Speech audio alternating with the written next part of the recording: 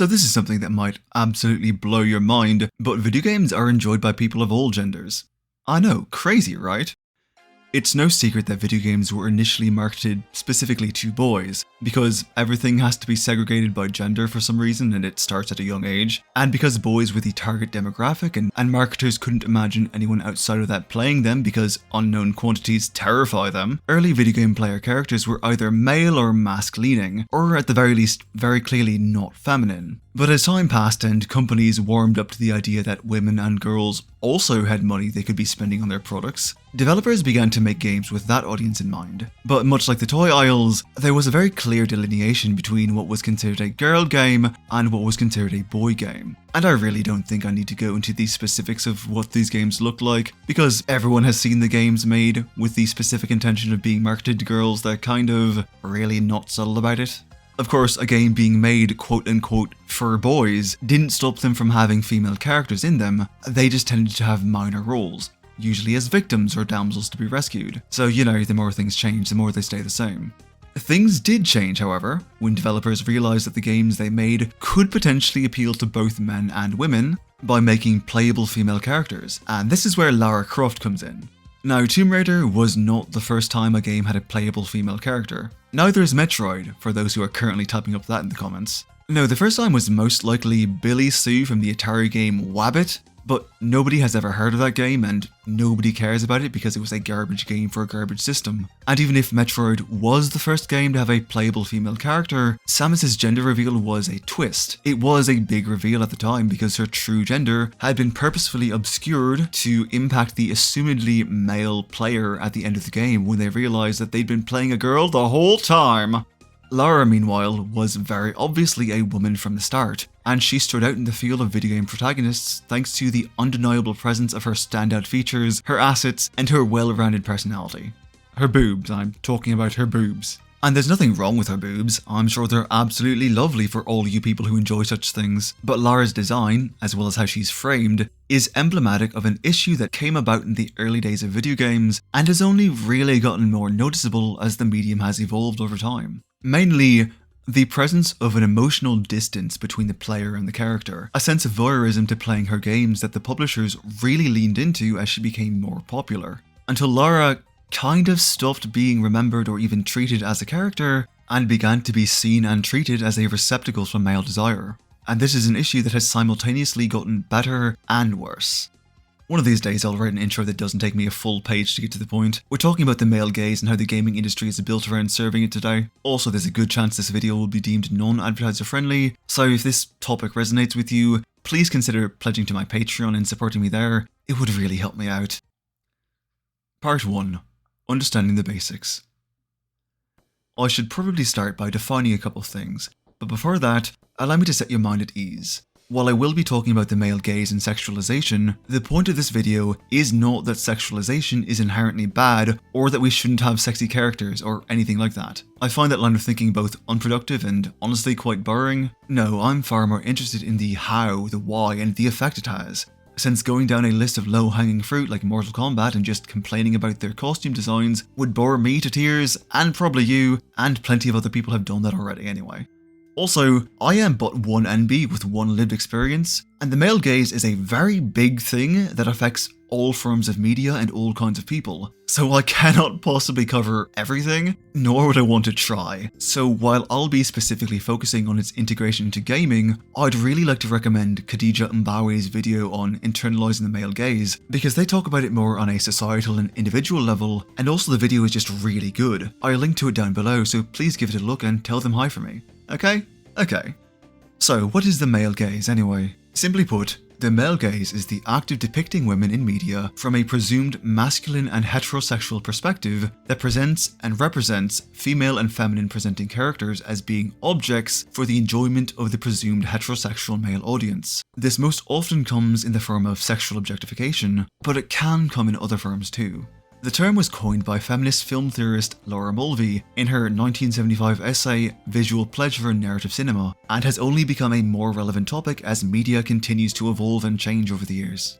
The thing about the male gaze though is that it was largely designed to apply to cinema, where the male protagonist, the camera, and the audience all work together to make it clear that the story is being told from a male perspective for a male audience. But in gaming, the control of both the protagonist and the camera are given to the audience. And this extra level of audience control changes the nature of the male gaze from a passive to an active one. And it ends up making a huge difference. Look, let's just rip the bandage right off. Lara is designed the way she is to pander to the male gaze. The vast majority of women in popular gaming are designed with the male gaze in mind because men are the target demographic and developers think this is what men like to see. And they do this because they want women to feel represented and give them their money, but they also want to appeal as much to men as possible. So they don't mind potentially alienating feminine players if it means locking in that core demographic of horny guys. Players, and by that I mean the assumed straight white male demographic, are not supposed to relate to Lara, even though they're playing as her. Characters like Lara are there for men. They are there to be enjoyed by men. I mentioned an emotional distance earlier, and that's something that was established very early in her first game, where Lara addresses the player directly and gives them a tour of her home. This, along with her sexy design, is used to separate the player from her, to keep them from having to identify with her as they would a male character, so that therefore they wouldn't have to feel weird about leering at her via the camera controls. And all of her design, from the size of her boobs to the shortness of her shorts, is there to appeal to the men in the audience. Ideally, the companies thought, female gamers would see themselves in Lara, and therefore want to play the game, and male gamers would see her boobs, and also want to play the game. It reflects an attitude towards gaming that has only become more pronounced as games have largely become a unisex hobby. That developers do want to attract women to the games, but only in addition to their intended straight male audience. And this is why, in the AAA gaming industry at least, female characters have to be sexy. It's why they have to be as sexualized as possible, to not alienate the male gamers in the audience. I think it's also important to note the difference between sexy and sexualized, because I feel like a lot of people conflate the two, and while they're related, they are still different things. Simply put, sexy is a subjective descriptor bestowed upon a character or person by the viewer. Sexy is something that someone is, either on purpose or by the interpretation of the viewer. That's it, that's all there is to it. A character can be designed to be sexy, but it's still an eye of the beholder situation. Sexualization, meanwhile, means imbuing connotations into something, in this case a character, relating to either sex or arousal. And the really important thing to note here is that while sexy is an adjective, sexualize is a verb. It is an action, something you do to someone or something. And in the context of character design, it is taking a character, something that is not inherently sexual, and making them sexual through the use of clothing, posture, personality, voice, and other framing devices. And while there's obviously a lot of overlap here, it's important to note that sexy and sexualize are not synonymous, as characters can be sexy without being sexualized and vice versa. Keep in mind, sexualization is something done to a character via those techniques I mentioned in the last paragraph. And I know the distinction between the two can be kind of confusing if you're not used to thinking about things in the abstract like this, so let me just pull up some examples real quick to help illustrate my point. And I honestly can't think of better games to prove my point than Hades 1 and 2. So for those who don't know, Hades is a roguelike game about escaping the underworld with the help of the Greek gods. And Hades 2 was initially about breaking back into the underworld with their help, but as a girl this time. And I really like both games. Partially because I was playing the first game at the same time as a couple of my bisexual friends who were absolutely soaking themselves over the entire cast. They saw the game as the bisexual holy grail, it was great. Oh wait, Greek mythology. They saw the game as the bisexual golden fleece. Which makes sense considering how many extremely pretty characters there are in this game. Not the least of which is Aphrodite, the very naked goddess of love right here. She's the single most sexualized character in the game, owing not just to her obvious naked state, but also her dialogue, the cadence of her voice, and of course, that pose she's hitting. Big deal, right? The goddess of sex and love is sexualized, what's your point? Well, that's just it voice in my head. She's only sexualized like this in the first game. See, in Hades 2, Aphrodite is actually rather unsexualized. Sure, she's still naked, but that's about where it ends. In the first game, her portrait is very open and inviting. Her hair is very playful in how it censors her body, and even her expression is provocative. She's basically a walking come hither gesture. But in 2, well, just look at her. She's actually more covered. And you can still see hints of her usual playfully flirtatious personality in her expression and how she holds her spear, but she's also in a guarded, more closed-off stance that pulls away from the viewer. And if you look closely, her gaze is actually cast past the viewer. Her nakedness is sexy, yes, but it's not sexualized. And in a hilariously appropriate juxtaposition, Ares is the one that's actually become more sexualized. If you look at his portrait in the first game, you can actually see that it's fairly similar to Aphrodite's Game 2 portrait. His stance is guarded, his gaze is focused past the player even as his face is turned away, and his body language is threatening, as befits a god of war. And then we get to Game 2 and just... fucking hell, someone at Supergiant was horny drawing this motherfucker. I feel like this might be where people get a little confused, because we generally only really see female or femme characters getting sexualized, so you don't tend to recognize it when male characters are getting the same treatment, unless it's like a Magic Mike scenario where they're absolutely throwing it in your face. But Ares is being sexualized here. And again, it comes largely down to posing. He's looking directly at the player, his stance is playful and open, his expression is basically flirtatious and inviting. The dude looks like he was waiting to meet you for a secret rendezvous and just happened to get blood on himself. It's kind of incredible. He even talks in a breathier, more excited voice in the second game, and all of this makes sense. He's in the middle of the biggest war ever seen. The man is literally in his element and loving every second of it. This is the difference between sexy and sexualized. It's in the framing of the character. Ares is about as sexualized as he can be without losing his clothes, while Aphrodite is practically flashing the player and yet is still less sexualized. And it makes sense for both characters to be like this in this game. Credit where it's due, Supergiant Games really put careful thought into this. Hell, the second game even gives us an example of a character that's sexualized without being sexy, and that would be Dionysus. I'm going to keep this short because I should really be moving on to the next section, but in the first game, Dionysus looks like this, and in the second game, he looks like this.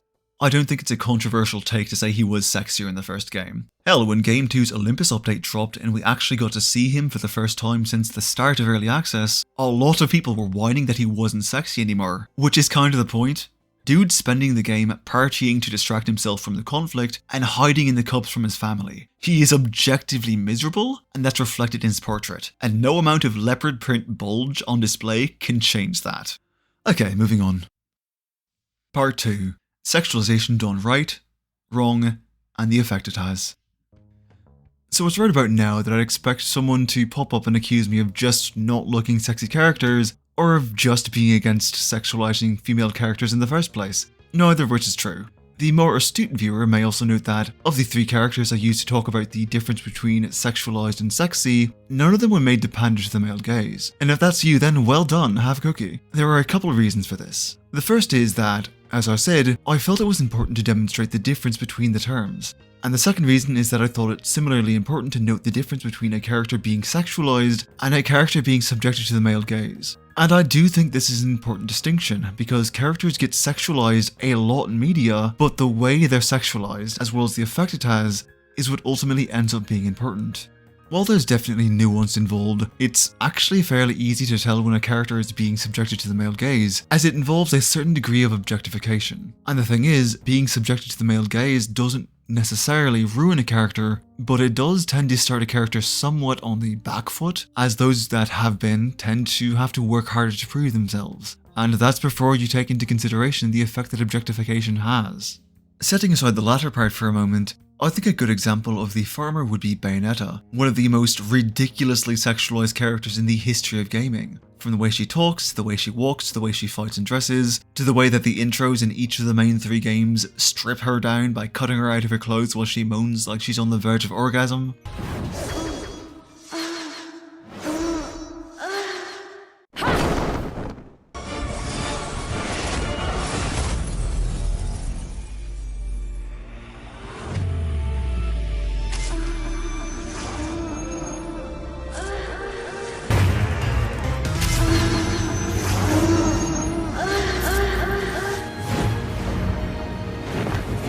Jesus, just fucking everything. And I've seen people try to defend this by pointing out that she was designed by a woman, but that doesn't actually preclude her from being subjected to the male gaze. It just means she was designed by a woman. If you seriously look at the way she's framed in these games and try to tell me she's not being objectified, then I can only assume you're an idiot. And the thing is, I fucking love Bayonetta. Her games are some of my absolute favourites, and I think she's very fun, but that is partially because I have absolutely zero sexual interest in women, and so for me, the campy sexualization is just campy and not sexy. So I don't find it distracting in the same way some other people might. And bias aside, I think Bayonetta does do enough to overcome her subjection to the male gaze.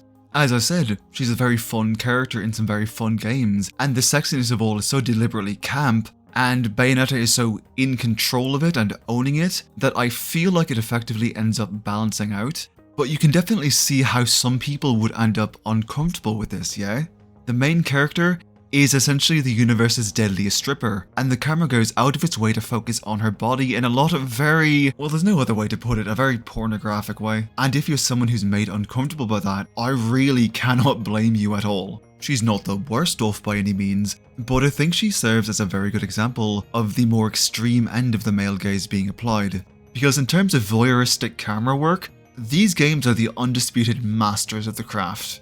Of course, Bayonetta's level of sexualization doesn't really have a Watsonian explanation outside of this is just what witches are like. Nor do I think one would really help. And a Watsonian explanation for sexualization can sometimes make it more palatable for people, but sometimes it actually kind of just makes it worse. A good example of this would be Widowmaker from Overwatch, who is probably the most explicitly sexualized and subjected to the male gaze out of any member of the cast, especially in her highlight reels, half of which slowly slide the camera along her body like the cameraman is trying to lick her through the lens. And people have pointed out that it's weird that a sniper would be dressed the way she is, considering snipers would, ideally, never be seen by their target. But the moment you do that, a bunch of sweaty guys pop up in a panic going, no, you don't understand, she has to look like that, she's the femme fatale. And then the devs pop up and go, yeah, she's the femme fatale, and she has to be dressed like that and perved on by the camera for backstory lore reasons. And then you give them a look and say, you mean the backstory where she was kidnapped and brainwashed into acting as a sleeper agent, killing her husband, and then returning so they could violate her body and mind and turn her into an emotionless killing machine? Yeah! Okay, but that's worse. The backstory makes it worse. I want to whack Blizzard's writers with a rolled up newspaper every time I think about this, because it's pretty clear the Watsonian explanation is just being used to justify her objectification and deflect from the Doyleist explanation that the writers are just creeps pandering to perverts. And if you know anything about the fairly recent controversies at Blizzard, you might notice an interesting correlation there. The ironic part is that if they hadn't given Widowmaker that tragic backstory, her sexualization would have been actually less problematic. If she was just a criminal who felt the most alive when killing, and willingly subjected herself to experimentation to be better at it, and if her backstory included her using her beauty and or sexuality as a weapon, you know, like an actual femme fatale, then it would be more justification for dressing her like that. But instead, she had her autonomy stolen from her, and her body violated to be used as a tool by Talon. And this is the character the game is going scopophilia mode on.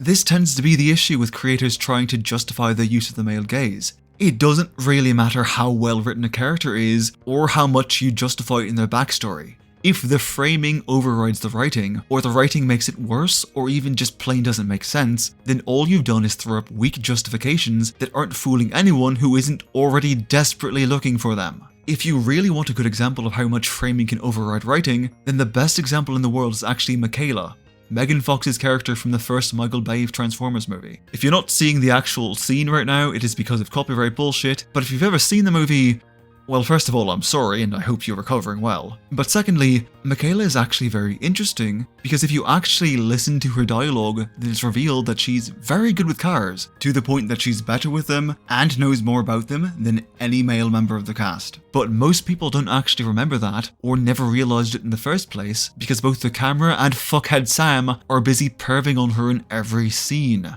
Most people only remember Michaela as the sexy girlfriend from the first movie, and that is entirely because the film is so fucking male gaze heavy that it overrides everything else. Megan Fox seriously did not deserve the shit she went through in these burning trash heaps Bay passed off as cinema. Michaela is basically the air example of the male gaze at work, but we don't actually need to look to cinema for examples. When I was starting this script, I originally asked my Discord members for some of their examples of characters they felt were the most subjected to the male gaze. But not only were there too many to reasonably pick through, most of them would have just come down to, this character has no personality and is just there to make the presumed straight male audience jizz themselves. A list I could just as easily fill by opening up one gacha game and randomly selecting characters. And this is not to speak ill of my Discord members, they just helped me realise I was going about it the wrong way. But I also decided I want to go a different route, because it's not just women who are hurt by the male gaze. But I'll get into that in just a bit, because I want to talk about two more characters before moving on. Camilla from the Fire Emblem games, and reboot Lara Croft from the 2010s Tomb Raider games.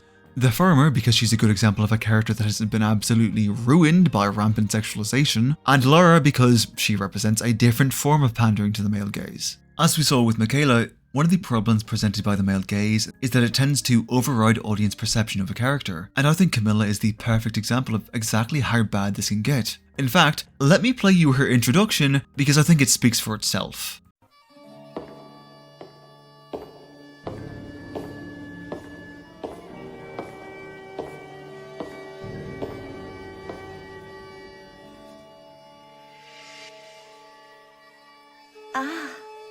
I see you missed your big sister.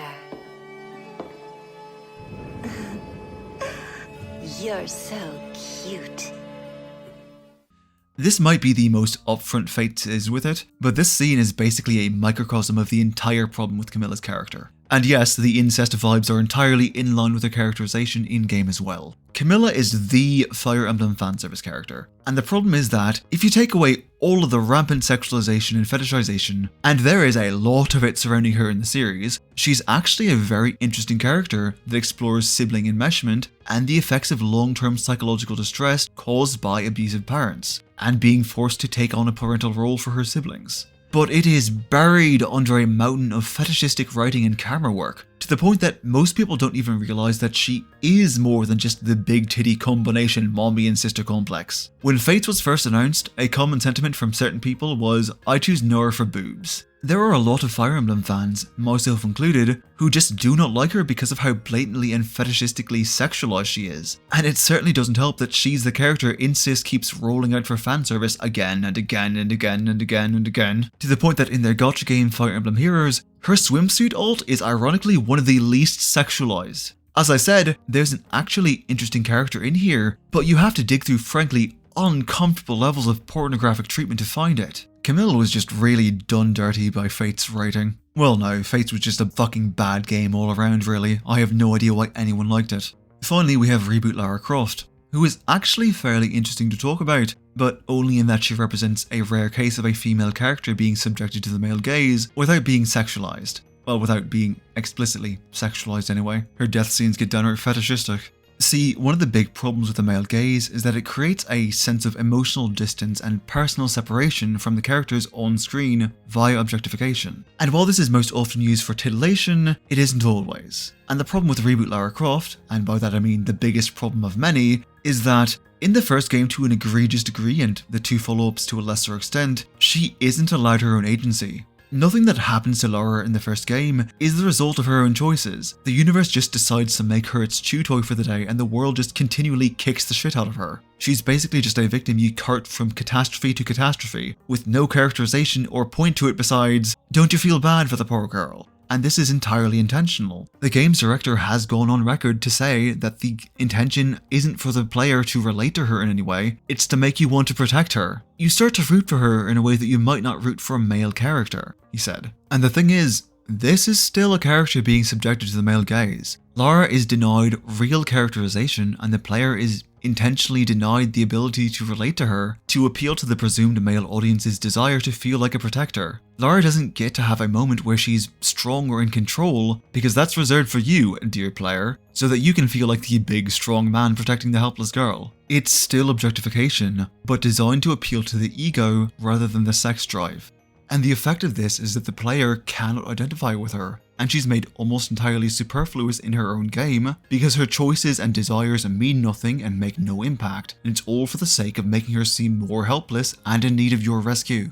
And the thing is, I don't think people realize that this is the male gaze because people are so used to it being applied or analysed in a strictly sexual way. But as I explained when I defined it earlier, the male gaze is largely about the objectification of female characters, not strictly sexualization. Just because she's not being molested by the camera, it doesn't mean she isn't being objectified. And as I said, the latter two games in the trilogy are a bit better about this, but they never truly discard the emotional distance they build between Lara and the player. And I really wish I had more examples of this kind of application of the male gaze. I think there's a fascinating discussion to be had of the depersonalization of characters for the purpose of audience enjoyment, outside of appealing to voyeurism, but I just cannot think of any others in the realm of gaming off the top of my head. If you guys do know of any, please share them in the comments, I'd love to hear your thoughts. There's more I could say about Lara, like how her motivations over her multiple versions have become more male-centric, or the frankly and concerningly pornographic ways the reboot series showcases her getting hurt. But this video isn't about her, and I have more things to talk about, so I'd like to recommend the Unicorn of War's Tomb Raider retrospective,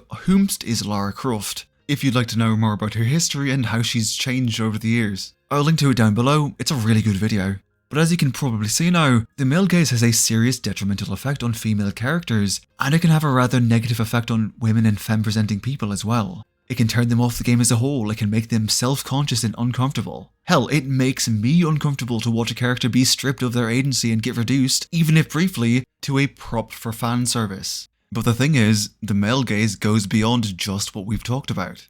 And I'd like to take a moment to discuss the other people harmed by this in Part 3. Casting the gaze elsewhere. So here's the thing about the male gaze, and I want you to follow me on this because I know people are primed to think about things in singular ways, but it really does end up negatively affecting everyone. To different degrees, yes, but it is an overall harmful process with effects that extend beyond just straight white cis women, because that is how most people tend to think of it, just in terms of how it affects that specific group. But it affects far more, to the point that I simply cannot cover everything in a simple video essay on gaming. But I will cover some of the groups and how it affects them, starting with the gaze. As I said before, the male gaze is intended to appeal to the presumed straight male audience, and it has a rather worrying relationship to homosexuality and transgenderism. And look, I am not a man, nor am I straight or cis, so I sit in an interesting little cross section that gives me a perfect view of how much this sucks. But enough about me, let's talk about gay and gaze. So with the male gaze, its relationship with homosexuality is tied to the gender of the people involved, with lesbians and bisexual women largely being considered more acceptable than gay or bisexual men. And this is not to say that lesbians or bisexual women have it any easier, far from it. But under the logic of the male gaze, it's understood that if you want to include homosexuality, then women are the way to go, and while it's partially due to fetishization, I mean, everyone has either met or has seen a portrayal of a guy who is way too excited about how much he thinks girl on girl is hot, whether it's the girls kissing, cuddling, or each trying to tear the other's throat out. But it's mostly due to the idea that it treats anything sapphic as being performative, that even if the girls involved are only into girls, it's still being done for the viewer's excitement. Sometimes this takes the form of a female character bringing it up herself, like Cecile in Metal Gear Solid Peace Walker, offering to give Snake details on how her lesbian kidnapper gave her personal sponge baths every day. Which, by the way, what the fuck, Kojima? But it most often takes the form of a male character commenting on how hot it is in-game. Like how guys in the Mass Effect trilogy keep treating Jack and Miranda's animosity towards each other like sexual tension. Or Miria's father in Fallout 2, commenting on how hot it is if you play female Wanderer and sleep with his daughter. Which just, ew. When it comes to gay men though, well, the male gaze really doesn't like them. Male homosexuality is essentially viewed as a threat to the extremely fragile comfort of straight men, so games that really indulge in the male gaze either tend to make them villains you get to kill or make them into caricaturish jokes, or if they're especially nasty, they employ the depraved homosexual trope, wherein the fact that the guy is into other guys is depicted as being just another part of what makes him so fucked up, like how Major Rykov in MGS3 will molest Snake and beat up his men for fun, or Death Mold in The Witcher 2, who turns evil after revealing he's gay and also has a sex slave. Or fucking Buck in Far Cry 3, who straight up rapes another man and threatens to rape you too. I'll take you bloody if you like. I like my meat rare. And if the games have romance options and allow you to be gay, male-on-male options are usually extremely limited when compared to female options, as the attitude is that guys don't want to see it. Like in the Mass Effect trilogy, which had lesbian options from the word go, but didn't allow a single gay male option until the third game. And it was only that one option. Unless you installed mods, but you know, that doesn't count.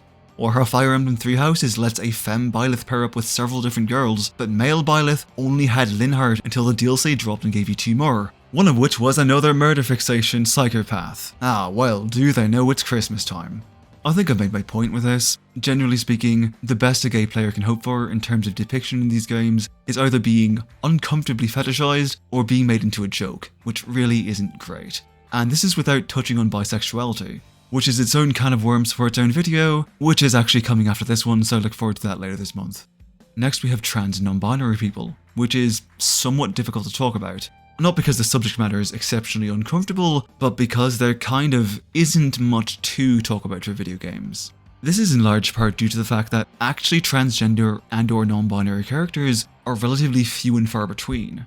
I know to some people it can feel like you see them everywhere now, but not only is that a really recent development, it mostly comes down to character builders that give you the option of playing as non-binary, not the presence of non-binary characters in the game itself. And I mean, I've made several videos on non-binary topics, one of which was specifically about video games, and one of the points I brought up in that was that we really need to start seeing more non-binary characters alongside non-binary character building options, because there really aren't very many. And this kind of brings us to the crux of the issue. You usually only see trans and non-binary characters in indie games, not in the output of mainstream AAA games. Because as far as most AAA games are concerned, trans people simply do not exist. I can think of a few reasons for this, the first of which being that the idea that video games are primarily for straight cis men is largely an attitude of the AAA industry, because aiming for that audience is considered the surefire way to make a profit. Indie developers tend not to be limited by shareholders with outdated ideas of how things work and a psychotically paranoid fear of not owning 69 yachts, so they're generally allowed to get away with things that AAA doesn't, which often includes a focus on LGBT characters that you won't see anywhere else. Another reason is that video games are a fairly disrespected medium when compared to books, films, or even television, largely due to it being the youngest of the lot, and this breeds an odd sentiment in some people that games shouldn't tackle certain topics, which is a load of old horseshit for a lot of reasons that I'm not going to get into. The last reason, and this actually ties into reason 1, is that they're afraid of pissing off the gamers TM, which usually happens, and I'll get into that in a bit, but generally speaking, games that include trans and non-binary characters just don't suffer from a male gaze. And while I could go into all the general ways that the male gaze interacts with transgender characters, largely through fetishization, disgust, or a combination of the two, but the truth is that with video games, most of the derision produced by the male gaze comes from the audience, not from the games themselves. I mean, just look at Tosh in Veilguard, one of the only front and center non-player controlled non-binary characters in all of AAA gaming, and actually a really good one, which I talk about in this video here, and the absolute screaming shitfit people threw over them. Or how Bridget from Guilty Gear and Vivian from Paper Mario are canonically trans, and yet assholes still try to bullshit a reason to not respect their identities. But that's a topic for another time, because there's one more group affected by the male gaze we need to talk about, and that's men. I'm dead serious, men are also impacted by all of this. Not to the same degree, but this isn't about comparing who has it worse, it's about discussing the different ways the male gaze is harmful, so don't type that fucking comment. As I said earlier, the male gaze is a term used in feminist theory, and an important part of feminist theory is understanding the intersectionality of it all, how the issue affects multiple groups from multiple angles, and men are one of those groups, and it's not just gay or trans men either, but cisgender straight men. Because the thing is, the male gaze does turn towards the male body, and while we're all very familiar with how it presents the female body, the way it presents the male body is a little more subtle. I want you to think about male characters in gaming, hell, in most media. The focus on their bodies is always on strength and hardness, on big bulging biceps and abs that you could sharpen a sword on. But it's almost always presented in this sterile, sexless way. It's meant to be aspirational, to inspire an ideal of masculinity that men wish they could live up to, and that they should aspire to embody. And look, I love a good muscular man. I am a professional man-liker through and through. But as I've discussed in my videos before, people are influenced by the media they consume, and so this idea of there being only one true way to be a man is something they take away with them, and carry into their lives outside of games. And it's harmful. It's one of the contributing factors to toxic masculinity. But it goes beyond just that, because under the male gaze, men are not allowed to be sexualized. Not unless it's a Magic Mike situation and it's meant to appeal to women, but even then, it's usually a man writing what he thinks is the most appealing thing to women. And these men are not unbiased by that aforementioned ideal of masculinity. I mean, the difference between how Hugh Jackman is portrayed in magazines aimed at men and magazines aimed at women is a pretty good indicator that what's considered to be attractive in men often doesn't match up all that neatly between the two groups.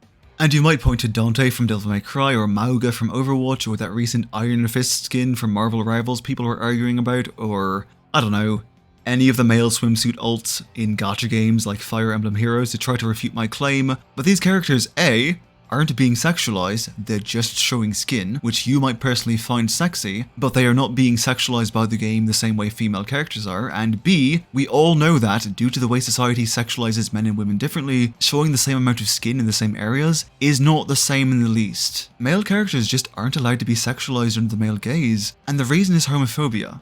There are very few things insecure men fear more than being perceived as gay, and companies know this. Hell, a lot of people know this. And this knowledge is often used to try to police men's behaviour if it's not sufficiently aligned with what they consider to be truly manly. Because in Western society, masculinity is transient and can be socially revoked at a moment's notice with a single accusation of femininity or homosexuality, which is why men feel the need to constantly prove it. All you have to do is Google "fellas, is it gay?" and you'll find some dipshit claiming that wearing seatbelts or wiping your ass is somehow gay. And then you'll probably find some even dumber dipshits agreeing with them. And because any appreciation of the male form that isn't clinically detached and purely aspirational can be twisted by bad faith actors into an accusation of homosexual desire, games, and basically all media for being honest, that employ the male gaze will undercut that fear by depersonalizing the male body. And all of this is done in the name of, well, technically it's all done in the name of heteronormativity and the patriarchy,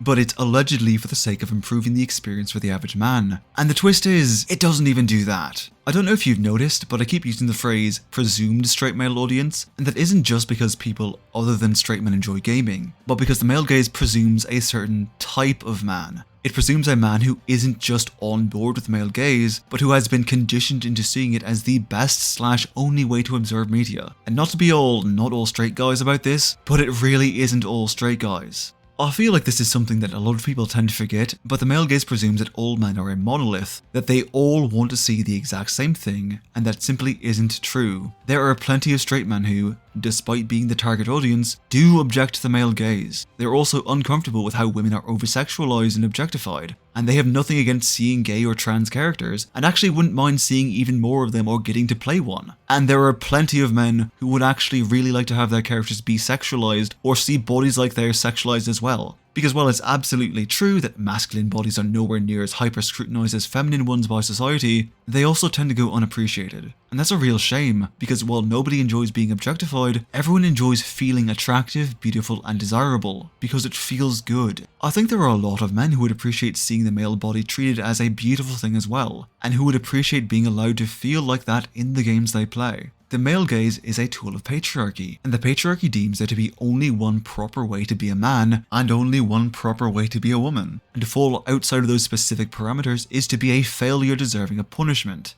And you will often see guys who parrot these same sentiments and act as if they're speaking for the male majority, and it's often their voices you tend to hear the most, usually when it comes to how women and trans people appear in games. But these fuckheads, despite their delusions to the contrary, are not the majority. They are, in fact, just a very loud minority of bastards that grab everyone's attention and act as if they're the voice of all the men in the room, but they fucking aren't. I'll expand on this in a bit, but the fact of the matter is that these people are a very small minority that are accustomed to being catered to and throw a tantrum anytime they're not. And games in general suffer when they do try to cater to them, because it's always at everyone else's expense, and very often at the expense of the game itself. And keeping in mind all of the problems I've listed so far, there is one game that includes almost all of them, and boy did it fucking suffer for doing that. So let's set the assholes aside for now as we discuss Part 4, the Persona 5 problem.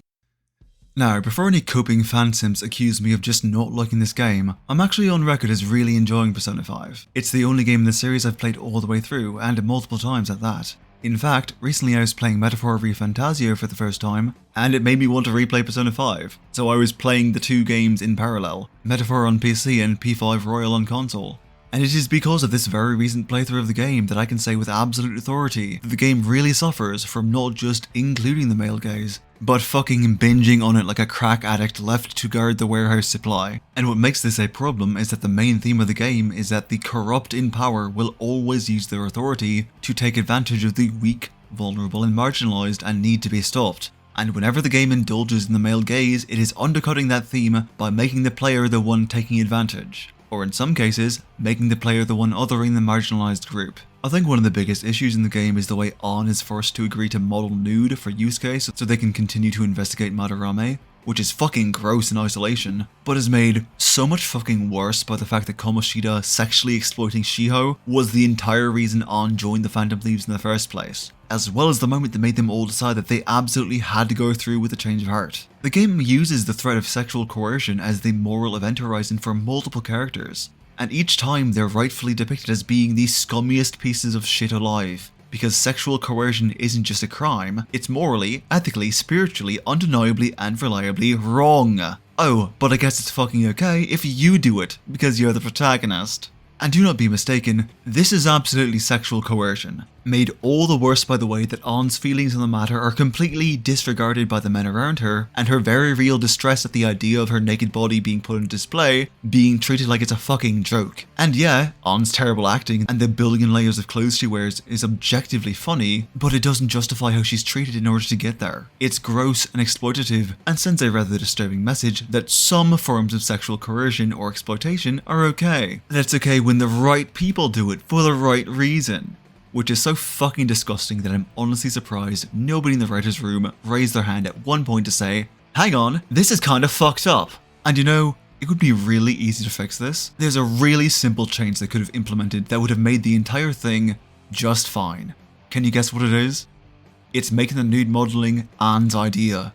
I'm completely serious. That would fix the whole fucking thing. Not only would it remove the coercive aspect that paints all three boys in a negative light, and later has to be fucking walked back so you don't think Yusuke is a fucking creep, but it would also actually make Anne the femme fatale she's supposed to represent. Each of the thieves is supposed to represent an archetype. The bruiser, the hacker, the forger, etc. And Anne is supposed to be the femme fatale. The game makes this very clear when it talks about Carmen, but the game doesn't actually let her play that part until the final palace, and at all of the times she's just dressed that way to give the characters and the players something to ogle. But if she's the one to suggest the nude painting, not only is she actually allowed some fucking autonomy, but it fits her supposed character arc much better, and it also just makes the whole thing funnier. Like, can you imagine if she offered to do the nude painting, and the others are just fucking baffled, but she's super confident because she has that billion layers plan, and then she's still the worst fucking actress in the goddamn planet? That would be the funniest fucking thing, especially if she's not aware of how bad her acting actually is. And then you also wouldn't invalidate the entire Shiho subplot by treating sexual coercion like it's a fucking joke. And yet the writers still decide to go with the worst possible method of getting from point A to B. I also really don't like the way the game handles the topic of homosexuality. Remember earlier when I established that, under the male gaze, gay men are either predators, a joke, or both? Well, you'll never fucking guess which option this game decides to go with. It's both, it's fucking both. Fairly early on in the game, you come across two comedy gay stereotypes in Shinjuku who accost Ryuji and drag him off to a bar, and the only option you as a player are given is to fucking make fun of him as your best friend, who is a minor, is basically abducted by two grown-ass men who will not stop hitting on him despite his clear and obvious discomfort. And then those same two assholes show back up again during the beach episode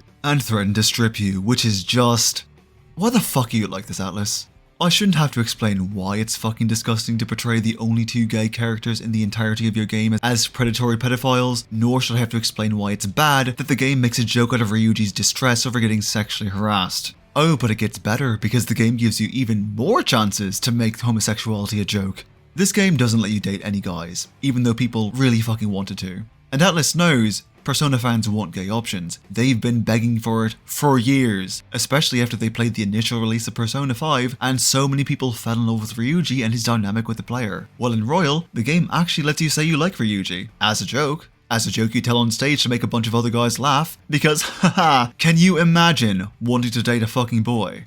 I mean, the game will let you date your little sister, or the fortune teller lady, or your fucking teacher, or even a 40-year-old alcoholic because that's appropriate and normal. But dating a boy? That'd be fucking weird! Nobody wants that, do they? Oh, and they also decided to commit the ship tease of a fucking lifetime with Akechi's extended presence in the end of Royal. Because they knew people shipped the fuck out of him and the player, but they didn't want to actually commit to a fucking gay option. And not for nothing, but a lot of people, men, women and NBs, would really appreciate being allowed to date guys in Persona 5. Not even specifically gay men. There are plenty of straight guys who would go through with a Ryuji romance either out of curiosity or because they actually like the chemistry between them. Those guys do exist. Maybe you want to date Ryuji because you like his dynamic with Ren and he's just fucking great. Maybe you want to date Yusuke because you like quirky weirdos and Matthew Mercer's voice acting is peak. Maybe you want to date EY because you have daddy issues, or Mishima because you need therapy. Or Akechi because you desperately need therapy. Yes, I am calling out his specific friend when I say that. Hi Sky, I love you. But we don't get that. Instead we get Atlas ship teasing and doubling down and making fun of gay people, which the fans weren't exactly thrilled about. I'm almost positive that the fans' reaction to this is part of the reason the Catherine full body remake added Rin as an option and straight up looked into the camera and said, "We love gay people, love is love." What do you think about same-sex couples? As long as you love each other, that's all that matters, isn't it? Nice save, guys. I've actually been thinking about doing a Persona 5 confidant rewrite to add gay romance to some of the male characters? Let me know in the comments if you'd be interested. But it's actually the dating thing that leads me into the last issue with the game, and what I think is the biggest fuck up in service of the male gaze it has, and that would be Sadao Kawakami. Soon after you finish the first palace, Mishima approaches you with a flyer for a maid service, and then, long story short, you find out that your homeroom teacher is moonlighting as a maid because she desperately needs money, and working 2 jobs is why she's so fucking exhausted and apathetic all the time, and you end up being her accomplice in her secret job, as she lies about tutoring you to keep another teacher from snooping around. Now, it's not necessarily the fact that the game has your teacher act as your maid that's the problem here. It's not even the fact that you're paying her to do so. The issue stems from how the game throws aside the entirety of her character arc to fucking appeal to the male gaze that's the problem. Because not only does the game continue to put her in a maid outfit after she escapes the job, but it also lets you date her if you want to. Let's cover the former issue first. Kawakami does not like her maid job. She does not like dressing up as a maid, and the only reason she's doing so is because she's being blackmailed and guilted by a former student's parents because they blame her for their son's death, and so she took the job to meet their demands for money, which has only gotten worse as they demand more and more and eventually try to force her into sex work to keep up with it. And so you change their hearts and free Kawakami, and she decides that she wants to focus on being the best possible teacher and making sure no student is left uncared for. And this is great. I really like Kawakami. I think she's a good character with an interesting arc, but it's because I like her so much that I cannot ignore the way she's treated by the game because it is some supreme bullshit. Let's get the obvious out of the way. Kawakami should not be wearing the fucking maid outfit after she quits the maid service. She openly states that she does not like it, and she really does not want to be seen doing it. And she especially doesn't want to be doing this for her student, which is all kinds of not okay for a teacher to do, but she's desperate and essentially forced to. And despite not wanting to be seen, if you have her doing your housework, she's just hanging around where anyone can see her. And the thing is, she doesn't need to wear it to visit you after this, because she already has an excuse to be seen around you. Remember, she's established that she's tutoring you, so if anyone does see her, she has an ironclad excuse. But the game throws aside both logic and its own setup to have her throw on sexy cosplay for you at the drop of a hat. It's really fucking obvious to me why this is the case. See, Kawakami is your teacher, and that means she's in a position of authority over you. And a lot of really pathetic men fucking hate the idea of a woman having any degree of power over them, even in a video game. So being the indentured servant to the male gaze that it is, the game has her debase herself so douchebags can jerk her to the thought of holding power over an older woman. And this is made worse by the fact that the game mechanically incentivizes you to take advantage of her desperation. All confidants give you perks, but Kawakami's is the best because it's used to give you more free time, which is so fucking important for a Persona game that you're basically handicapping yourself if you don't use her services. And it's capped off by the fact that her ultimate perk is giving you a massage in uniform that allows you to go out at night after you've already gone into the metaverse, something only a fool would not use literally every single time you can. The game mechanically incentivizes you to continue forcing her to put on that maid outfit. So even if you don't want to see it for whatever reason, you are essentially coerced by the game mechanics into taking advantage of this poor woman. But none of this is as bad as the fact that Kawakami is also one of the romance options in the game, an adult with a minor and your teacher at that. And before some desperately sweaty weeb lurches forward to smear an actually about Japanese age of consent laws into the comment section like a smelly cheese dust covered handprint, there are 2 things to keep in mind. First, legal and ethical are 2 very different things. And second, Kawakami herself states she shouldn't. You actually have to press her on it and push her into going out with you, because of course she shouldn't fucking date you, she's your goddamn teacher! Do you fucking remember how the game made a huge deal about how Kamoshida, a teacher, abused his position of power to sexually coerce Shiho, and how it was the biggest deal, and the revelation was so fucking impactful that it was the inciting incident on his palace and change of heart, and for the founding of the Phantom Thieves? Well, here we are again, with another example of the impact and importance of that entire sequence being fucking kneecapped for the sake of the male fucking gaze. And before a slimy loser pops in to argue the point, no, it is not made better or okay by the fact that the player is male. He is still a minor, and she is still an adult taking advantage of that. Men are still victims in these scenarios, and pretending otherwise is the sign of a truly desperate need for therapy and a punch in the nose. But it's actually worse this time because Kawakami's entire character arc is about how she really wants to be a good teacher, but she can't be one because of how she's trapped. Well, if you date her, that entire arc is fucking pissed away because good teachers do not date their underage students for a multitude of reasons, and she knows this, and you can make her do it anyway. This is bad. This is bad writing. Hamstringing your narrative integrity to perv pander is fucking bad writing. And if you do not see how undercutting a character's entire arc to appeal to weird men is bad, then you're probably a weird man.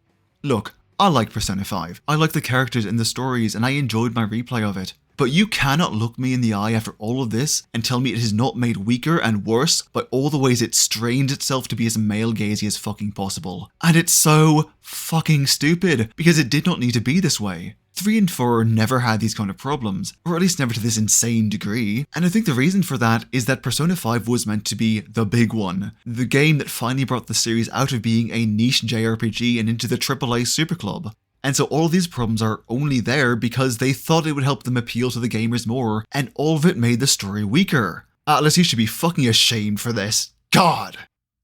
Part 5. Why it matters and what we can do.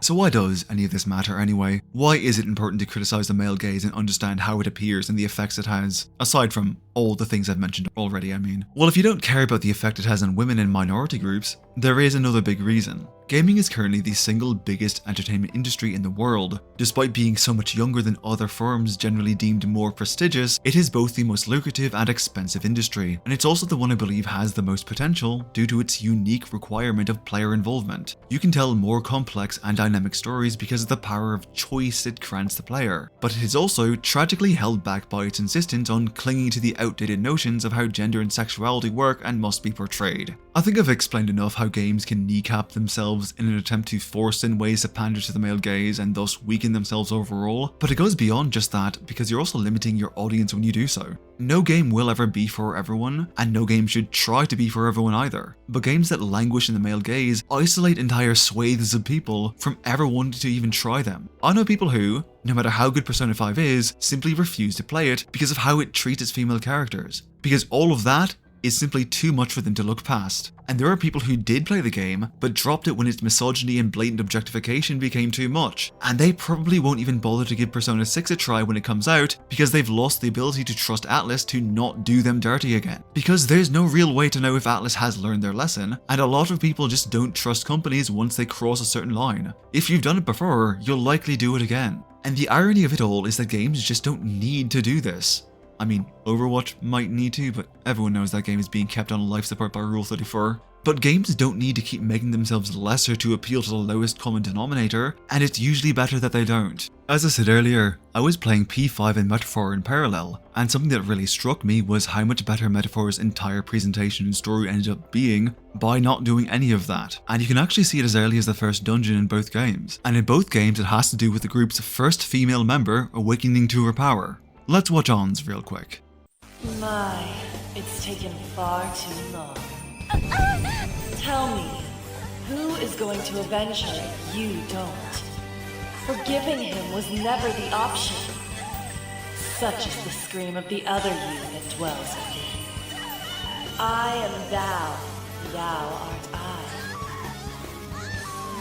We can finally forge a contract. I hear you, Carmen. You're right. No more holding back. There you go. Nothing can be solved by restraining yourself. Understand? Then I'll gladly lend you my strength.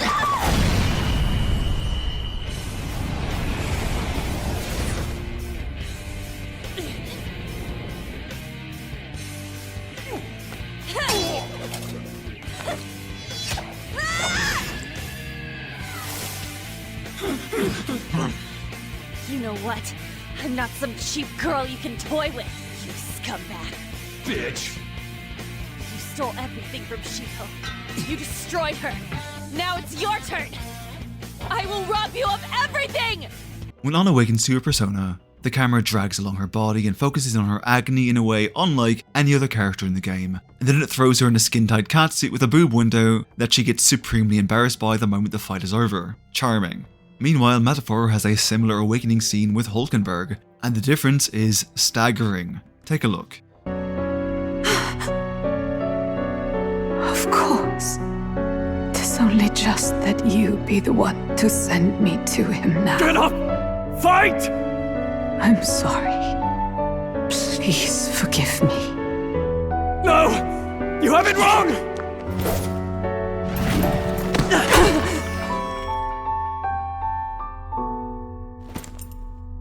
The prince is alive! He's right. We do hunt Luis, but not for revenge. We mean to lift the prince's curse. Is that true? His Highness is still... Yes, he lives. So you have to keep fighting! You mean, if that's true, then I... O lodestar who wanders in solemn duty, O thou anguished traveler. Thy long stagnant stance hath finally been broken. Now choose thy path. Alpine you calling, transcending all oaths. I choose life of my own will! Thank you. Thou hast chosen a noble parting. Henceforth, thy fears and insecurities become thy light. Thou art the brilliant star that shall illuminate the King's Road. Now, awaken.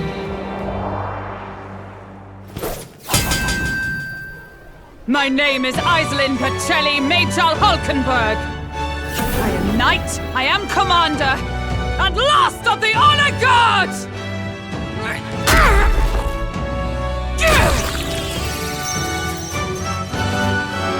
Once more, I take up arms in my liege's name!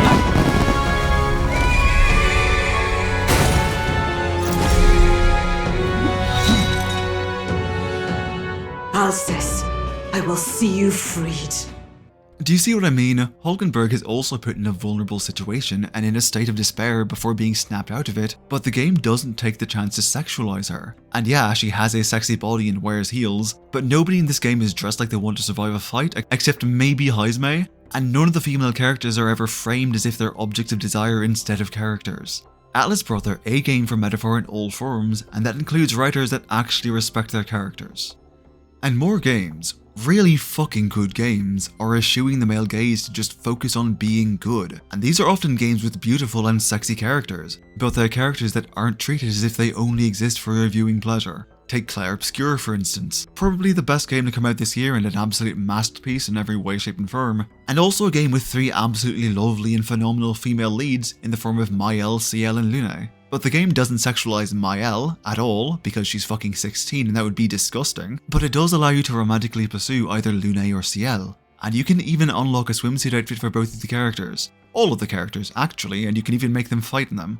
But not only does the game not focus in on their bodies during this, it also sexualizes Verso the most by giving him a noticeable bulge. Plus, you can strap a baguette to everyone's back and make them all bald, so it's pretty clear the developers were more focused on what would be fun, rather than what would be sexy. And Clair Obscur is a very mature game that has characters discuss things like sex, trauma, suicide, and other fairly heavy topics. So this isn't done out of any notion of censorship or not thinking the audience is mature enough, it's just not pandering to creeps because it doesn't fucking need to. Because games never need to, some just make the poor decision to do so. See, as much as some very screamy losers on YouTube have deluded themselves otherwise, the kind of men who demand the objectification of women and throw a fit anytime the existence of gay or trans people is acknowledged just aren't the main demographic of video games, and they never fucking have been. But they're very used to being treated as if they're the only people that matter. Which is why you always see them screaming up a storm whenever a game does something that they would call woke, but anyone with an ounce of self-awareness would call normal. And they constantly demand games cater to their gross desires as if what they want is the only thing that matters. Do you remember when Veilguard came out and a bunch of outrage merchants had histrionic meltdowns over the fact that the game had trans options in it? Well, I feel like this was kind of lost in the drama surrounding the, and I quote, fucking pronouns in the game. But before they latched onto that,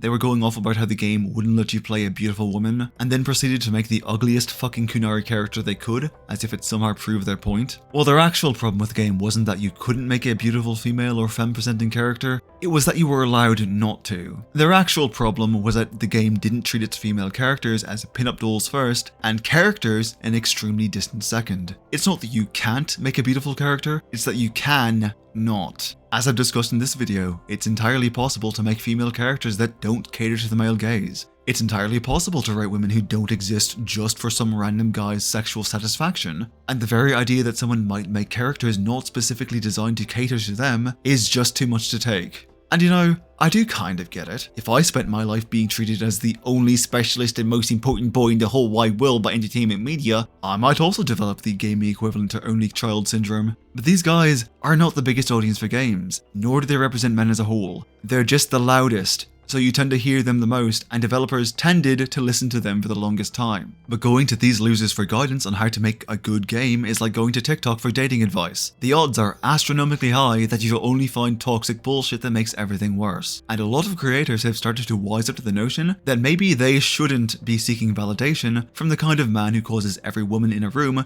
to instinctively cover her drink with her hand the second he walks in. Gaming is just better for everyone when you start ignoring these assholes and focus on making it so you stop isolating and turning off huge swathes of the population trying to please shitheads. So with all of that said, what can we do to make things better? Because as I said before, I don't think we should stop making characters sexy, nor do we need to stop sexualizing female characters altogether. Some people suggest making the playing field equal by slutting up the men just as you would the women, but I strongly disagree. I mean, I'm all for guys showing more skin and all that, but it still wouldn't fix the problem, because men and women are just sexualized differently. It's actually comparatively complicated to sexualize male characters to the same degree, as it relies more on body type and a number of other factors. I'd like to recommend you check out Viveros' video on sexualizing male characters, which I'll link to down below. It's really good and he covers some of the issues I talked about from a different angle, so give it a watch and tell him I said hi. Slutting everyone up also doesn't solve the issue of how women are being framed by the camera and the mechanics though, nor does it change the fact that it's just bad character design ethos to do so. Good character design should always tell you something about the character, and you should be able to get a sense of what they're about from it.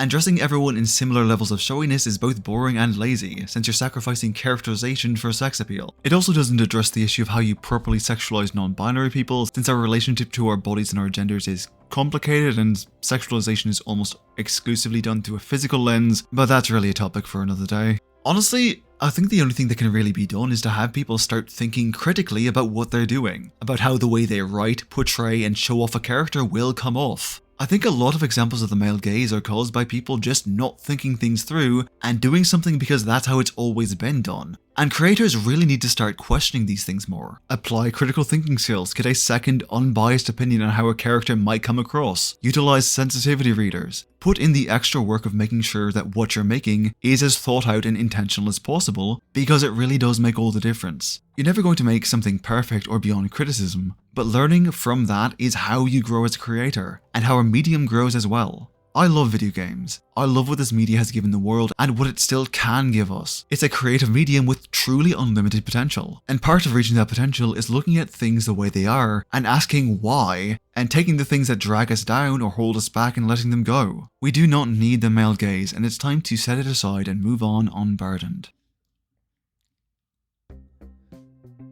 Thank you for watching, and a huge thanks to my patrons for their support. With special thanks to Tetraphobe49, Owen Oofs, Lustrous Lizard, and Wisteria as well. I truly could not have made this video without you guys. This was honestly supposed to be so much shorter and come out so much earlier, but a number of factors, including the fact that I just ended up with way more to say than I thought I would, made it take much longer than I had planned. I hope you enjoyed this video, and I'm sorry if I came off as trashing some of your favourite games. That truly wasn't my intention. I'd actually like to hear your thoughts on the things I discussed, especially if you disagree with me. And I'd really like to hear specifically what you think I got wrong, not just a how dare you reaction, because that's boring and doesn't actually go anywhere.